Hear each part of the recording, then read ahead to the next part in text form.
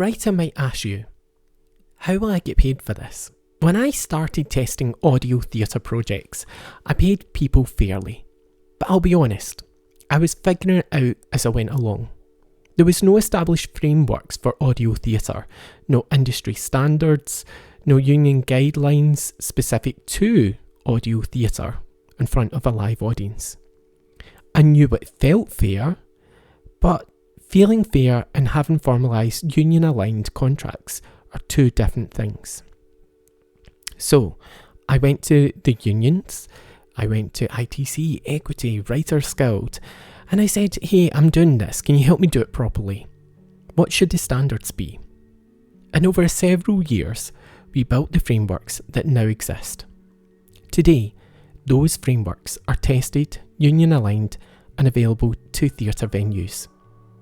But they came from doing the work first, learning from it, then formalising with the sector's input.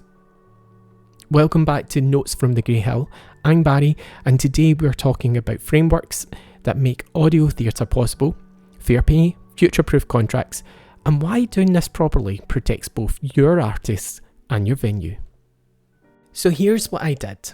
Firstly, I went to Independent Theatre Council, ITC, a theatre membership organisation here in the UK, and told them what I was doing, researching and practising here in Scotland within a theatre. They helped me understand the landscape and told me to talk to the other unions about getting standard rates. I went to the Writers Guild of Great Britain and said if theatres were going to commission an audio drama with a live audience, what does fair payment look like? They pointed me to the current BBC radio drama rates. But here's the thing, those rates are designed for radio broadcast and the sounds player.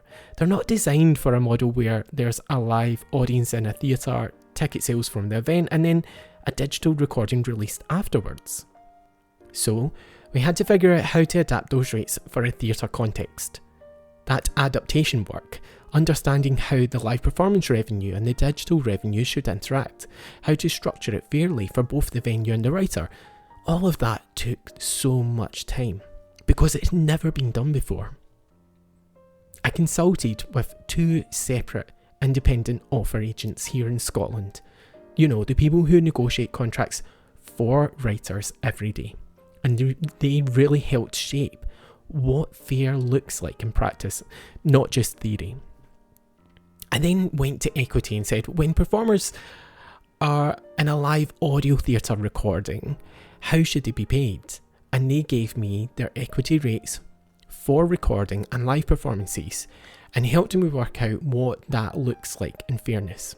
Because it was a mixture of both, right? It's a recording and a live performance.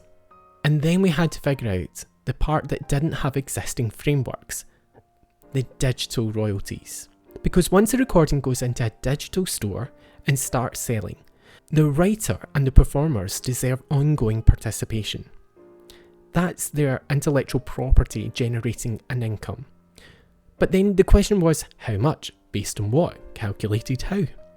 Now, that did take quite a while to understand and negotiate. Not because we were inventing something from scratch, but because we're adapting existing models. So if you're looking at the BBC rates, audiobook royalties, streaming payments, touring theatre contracts, and so on, and finding the structure that was fair, transparent and sustainable for this specific hybrid model. It's kind of like, the way I would explain it, is that two existing contracts who are parents have a child. And you're like, how do we deal with the child? I know it's a bit geeky, but stick with me. So this whole time, I kept having to come back to this one principle. If it does not work for the creatives, it doesn't work for the whole industry. So let me tell you what we landed on. Not the exact percentages or thresholds, because those are our frameworks. But the principles, the questions your contracts must answer if you're going to do this properly. So I've come up with 5 questions every contract must answer. Let's start. Question 1. How is the writer getting paid up front? Well, writers get commissioned. They get paid to write the script. This isn't speculative work. We use the BBC radio drama rates as the baseline, because that's what WGGB, Writers Guild of Great Britain's guidance, and it's a fair industry standard. Your contract should state clearly upfront commission fee based on script length, paid on delivery or in stages. Question 2. What royalty participation do they get from digital sales? This is where most contracts fail, because they either offer no ongoing royalties, which in my opinion is exploitation, or they offer percentages of undefined terms like net revenue without explaining what that means. So your contracts need to answer what percentage is that of gross or net, how is net defined, what expenses are deducted, when are payments made, how can the writer verify this? Transparency isn't optional here, it's what builds trust. So question 3, how do royalties escalate as the work succeeds? A flat rate royalty forever does not reward success. If a piece sells thousands of copies, the writer should benefit for that. Your contract should include escalation triggers. Not maybe we'll renegotiate later, actual written thresholds. So for example, at X sales, the rate increases to Y. At Z sales, it increases again. And I would say this is fair compensation in a digital world, and one that we in our sector should work to adhere, admire and improve on. So question 4, what creative control does the writer retain? Writers need approval on major changes. If you want to edit the text, they should be consulted. If you're casting, they should have input. If you're using it in marketing, they should see how. This doesn't mean that they have veto power over everything, but it means they're respected as a creator of the work, not just a supplier of content. And lastly, question 5.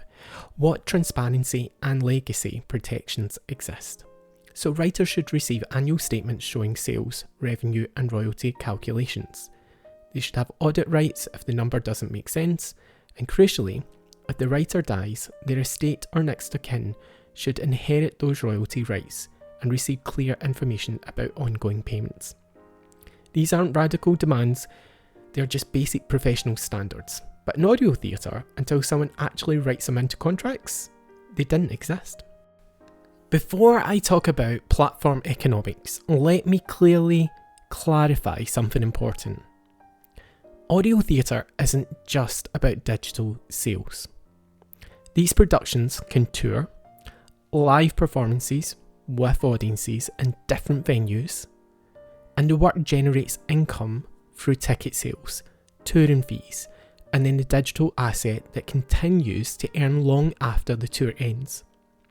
If you remember from earlier episodes, I've always said that there's 2 types of audio theatre: your traditional radio drama script in hand production, or it's a live theatre performance that you're taking the live recording from.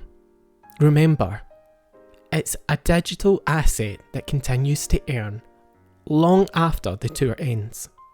That's why the economics are sustainable.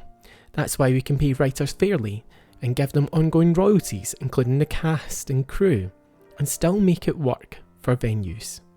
It's not one revenue stream, it's multiple income paths for the same creative work.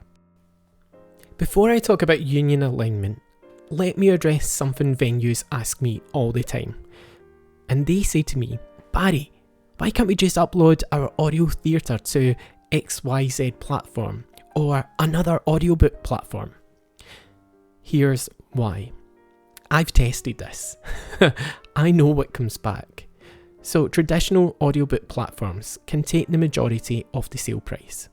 After deductions, what reaches the venue and creatives is often pennies, not even £1. And I've seen sales that should have generated meaningful income reduced to amounts that couldn't even cover the price of a coffee. And it's not just about numbers. If you use a big platform, the money leaves your community. It doesn't support your venue staying open. It doesn't support local artists building sustainable careers. For me, it's that analogy of selling a book in, say, somewhere like Waterstones, which is a big book shop here in the UK, and because your book is unique to theatre, it's going to get lost in between all of that different genre of books. You know, you have to walk up 6 flights of stairs and it's in the back right hand corner next to William Shakespeare, if that makes sense. The other thing about the big platforms are, some of them control the market space of 60%. So that's why we built the Grey Hill model differently, by the industry, for the industry who work in theatre. We built a direct-to-audience infrastructure, the technical side, the payment processing, the union-aligned contracts, the royalty calculations. But it means revenue flows directly to venues and creatives. The money stays local. No platform is taking the majority before anyone else sees a penny. And that's how fair payment becomes sustainable, because you're not losing most of your income to platform fees before you even start paying your team. We've built our frameworks through consultation with WGGB, Equity, ITC and author agents in Scotland. Having audio theatre with proper contracts attached, that's a massive milestone for the theatre sector. And it gives theatres the confidence to go digital, knowing they're not exploiting anyone. They're not guessing at what's fair, and they're not risking their reputations. That work is done now. Those frameworks exist, and that's what lets venues move forward. One thing that builds trust is transparent definitions. So always make sure you're offering royalties, define what that means, percentage of what, how are expenses calculated, when are statements sent, and can writers audit the numbers? Clear answers to these questions prevent disputes and build long-term partnerships. Making these contracts and working with the unions, with the Grey Hill, I had to go through dispute resolutions and help the unions understand what if somebody disagrees with a theatre venue, how can we create a resolution between the two partners? So what's been great about creating these contracts from scratch is working in partnership with the unions has helped us to go, hey, if something arises, which let's be honest, something always arises in theatre, how do we sort out the contracts? Who's going to adjudicate it? And how do we resolve it?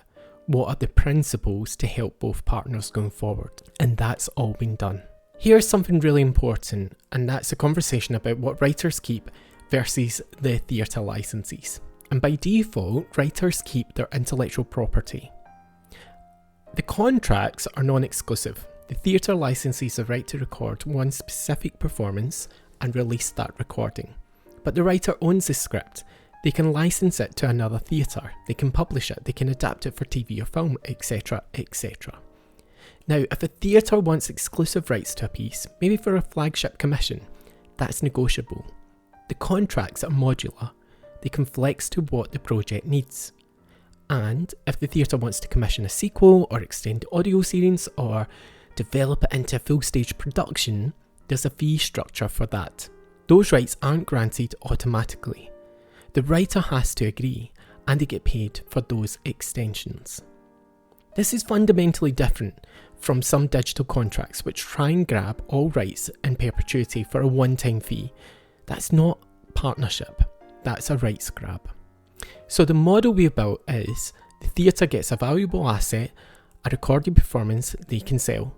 The writer gets fair payment upfront, ongoing royalties, and control over their underlying intellectual property. Both sides benefit, and to me, that's how partnership works. I wanted to end this podcast by saying something directly to theatre leaders listening. And we know this from our existing work. But fair contracts aren't just about being nice to creatives, they're good practice. We know that when we treat writers and performers and creatives, our reputation grows. The best talent wants to work with us, agents trust us, funders see you as a responsible organisation. And just like our existing theatre contracts, now we have audio theatre contracts. So when morale's high, when artists feel respected and fairly paid and the work is better, people are invested. They care, they promote the work, they come back for future projects.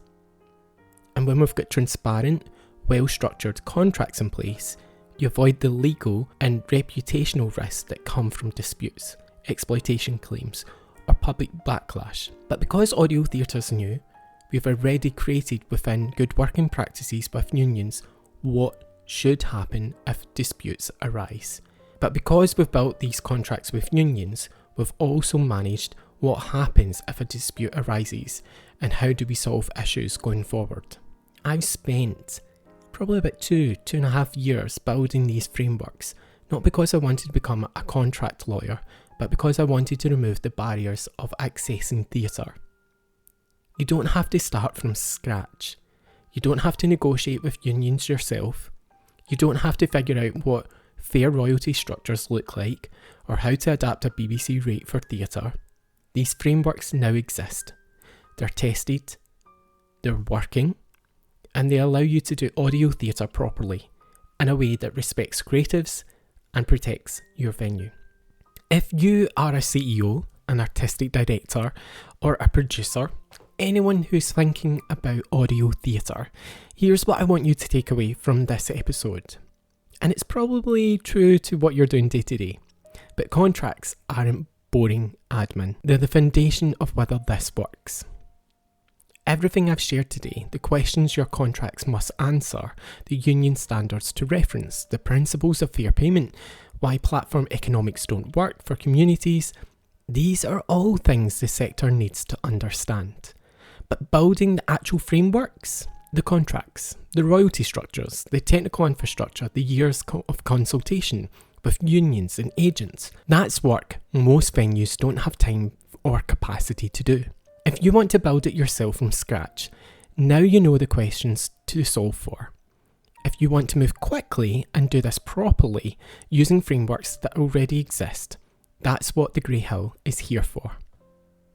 In episode 4, I'm going to talk about something that matters to every theatre venue, and that's reaching audiences you're currently losing. Whether that's rural communities, disabled audiences, people with caring responsibilities, chronic illness, young people who live on headphones and podcasts, or even just the person on night shift. So join me for episode 4, where we will talk about reaching audiences you're currently losing. I'm Barry Robertson. Thank you so much for listening. This is Notes from the Grey Hill.